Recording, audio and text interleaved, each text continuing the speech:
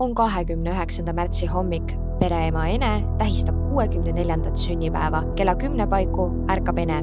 Pereisa Sulev on juba üleval. Kella 11 ajal otsustab Sulev kodust ära minna.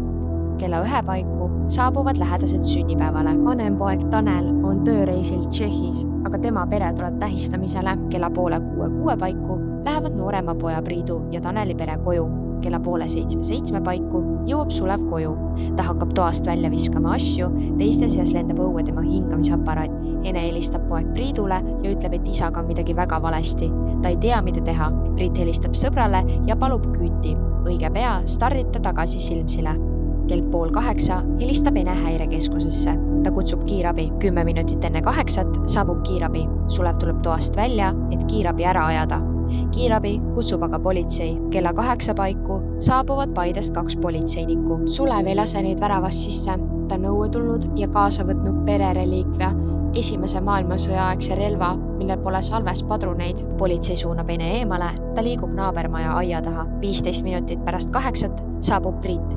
Politsei lubab teda koha peale.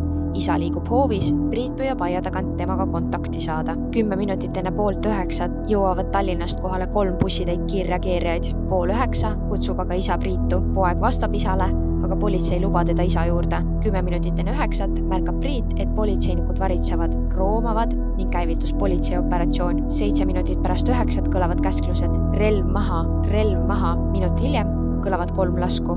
9 minutit pärast 9 saabub Sulevi surm.